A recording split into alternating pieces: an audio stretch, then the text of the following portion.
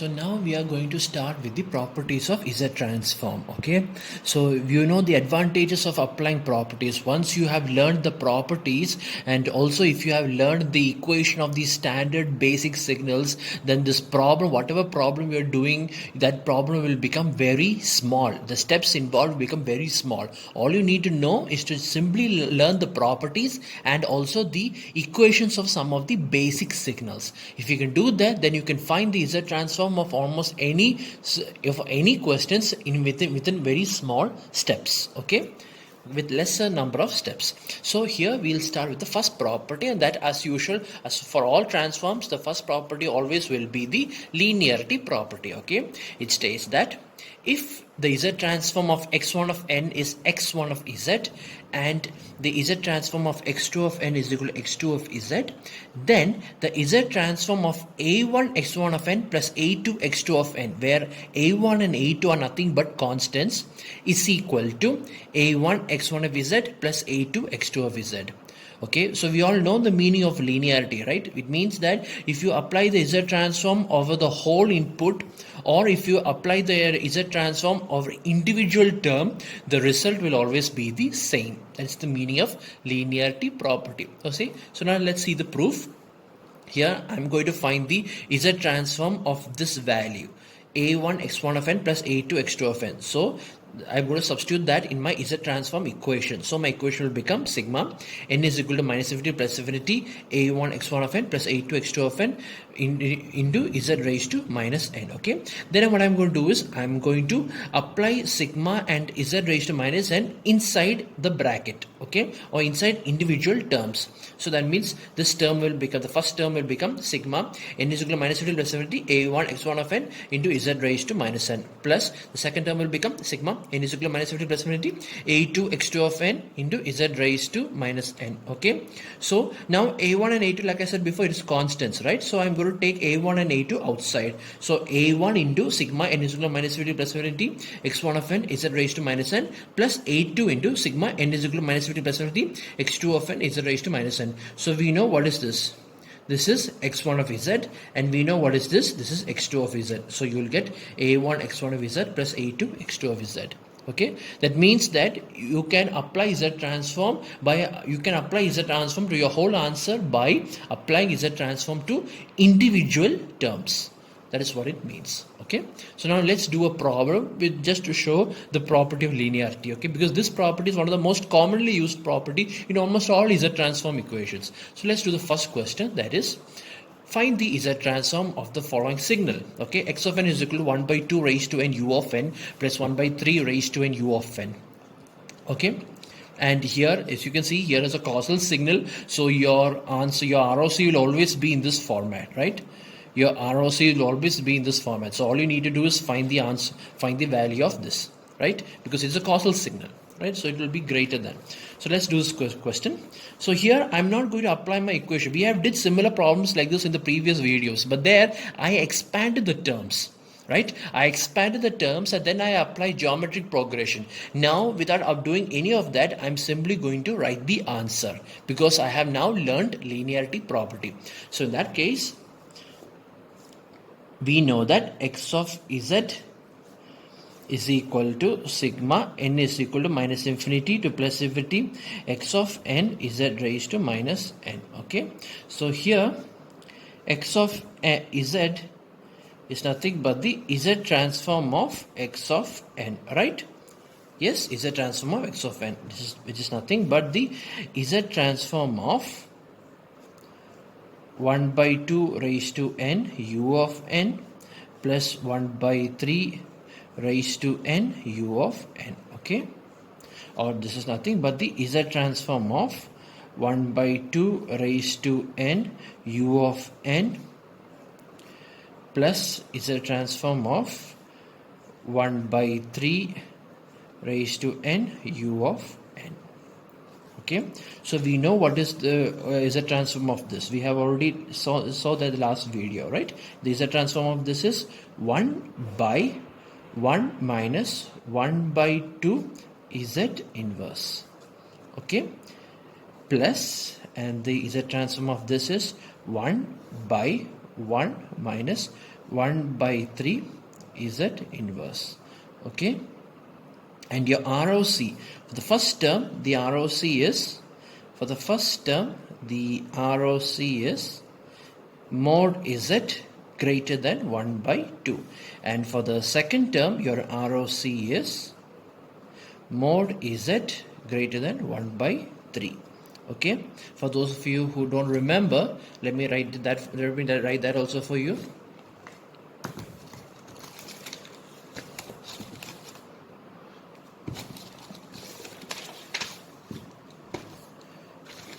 Let me write that also for you. That is this is the equation. Okay, because okay, Z transform of a raised to n u of n, right, is equal to 1 by 1 minus a Z inverse. This is the equation we applied here. This is the reason. Yes, this is one of the equation you have to study. Okay, so you get the ROC. So therefore x of Z is,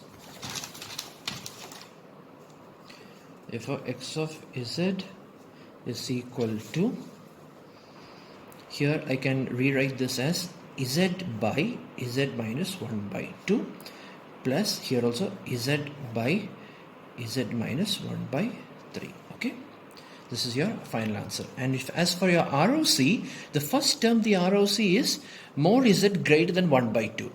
The second term the ROC is magnitude of Z is greater than 1 by 3. So here magnitude of Z is greater than 0.5 and here magnitude of Z is greater than 0.33. So 0.5 and 0.33. So out of these two conditions, this condition satisfies both the conditions, right? This condition satisfies this condition and this condition. So therefore this is my overall ROC. So therefore ROC is magnitude of Z greater than 1 by 2. Okay, then now you can draw the value. Since there's no space, I'm going to draw it very small. Okay,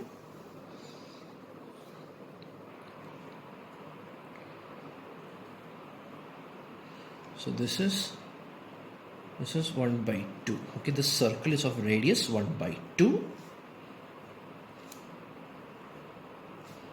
Okay, and your ROC is greater than this. So this is your ROC.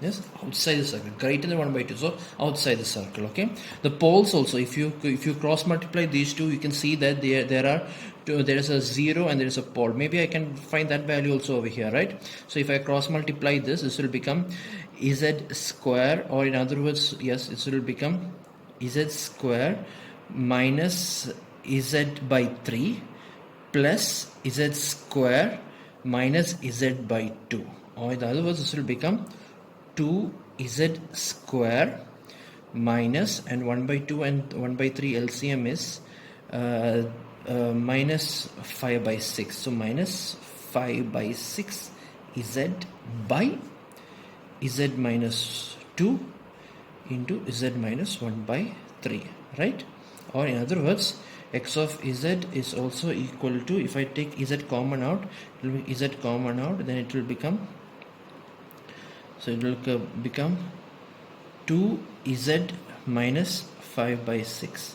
2Z minus 5 by 6 by Z minus 1 by 2 into Z minus 1 by 3. So in that case, your zeros are at Z is equal to 0, and here it will be Z is equal to 5 by 12. 5 by 12. This is are the zeros, and the poles are at Z is equal to 1 by 2 and Z is equal to 1 by 2 and Z is equal to 1 by 3 are the poles. So let me mark all that. Zeros, this is 0, and 5 by 12. 5 by 12 is a very small value, right? So it will be somewhere over here. And 1 by 2, this is 1 by 2. This is what I have marked. So this is 1 by 2 and this is 1 by 3. Okay, so this is how we mark it. Okay, so this is the first question. Let's do another question also related to linearity property. Okay, let's do another question. Here, find the Z transform of the signal x of n is equal to 1 by 4 raised to n u of n minus cos n pi by 4 u of n. Okay, so likewise I know, so that means we know that the Z transform, or in other words x of Z is equal to the Z transform of x of n, right? Z transform of x of n. Therefore x of Z is equal to the Z transform of this entire value, that is 1 by 4 raised to n u of n minus, and this is cos n pi by 4 u of n. Okay, so now this is nothing but the Z transform of 1 by 4 raised to n u of n minus the Z transform of cos n pi by 4 u of n. Okay, and also, so we already know, we know that we can apply that formula also, right? One of the advantage of writing the formula, of which a formula you're going to apply here, is that if you write the formula, then you can compare the formula and you can write the correct answer. So your chances of making mistakes is small. And another advantage of writing the formula is that the examiner will also be impressed and also understand that you know this answer very well. So even if you make any minor mistakes at the later, you will still be compensated for your marks. Okay, so that is why it's always important that you write which property or which formula you are also applying here. So here the property I'm about to apply here is this one, that is Z transform of a raised to n u of n is equal to 1 by 1 minus a Z inverse, where and the ROC is magnitude of Z is greater than a. This is one equation, and the other equation I'm going to apply is Z transform. We already know that the Z transform of cos omega n, Z transform of cos omega n u of n. Okay, cos omega n u of n is Z into Z minus cos pi by 4. Okay, Z into Z minus cos pi by 4 by Z square minus 2Z cos pi by 4 plus 1. This is the Z transform of cos omega n u of n. With ROC is always magnitude of Z greater than 1, as you have seen earlier, right? Magnitude of Z is greater than 1 is the ROC. So therefore if I substitute these two formulas over here, I can say that x of Z is equal to the first answer, that is 1 by 1 minus 1 by 4 Z inverse minus, and here it will be Z into Z minus cos pi by 4 by Z square minus 2Z cos pi by 4 plus 1. Okay, and here, all right, and here the ROC is, over here, it is magnitude of Z greater than 1 by 4. Here the ROC is magnitude of Z is greater than 1. So 1 by 4 and 1. So in that case, this condition satisfies both this condition, right? Magnitude of Z greater than 1. So this condition satisfies both the conditions. So this is my ROC, right? So therefore, overall ROC is magnitude of Z greater than 1. Okay, so I can draw that also over here. See here, in this case, if you look at very carefully, finding the poles and zeros is very difficult in this case. So it's better you don't have to find the poles and zeros unless they tell you to. If they ask you to, what you need to do is you need to just cross multiply and find whatever the value you get for poles and zeros. Usually they don't ask the poles and zeros, but if they ask ROC, it's better you just mark only the ROC. That's more than enough. Okay, if it is easy to find the poles and zeros, then you mark the poles and zeros. If it is easy for you. If it is not easy for you, then you can leave it. Okay, from the exam point of view, this is more than enough. So here, as you can see, the radius is 1, 1, minus 1, minus 1. This is your circle, and your ROC is magnitude of Z greater than 1. So let me mark that.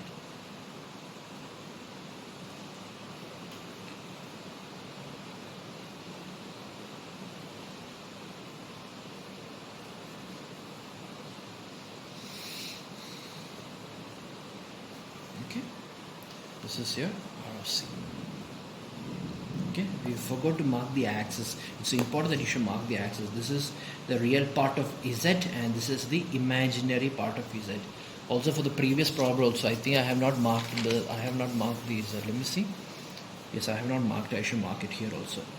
Real part of Z and this is imaginary part of Z. Okay.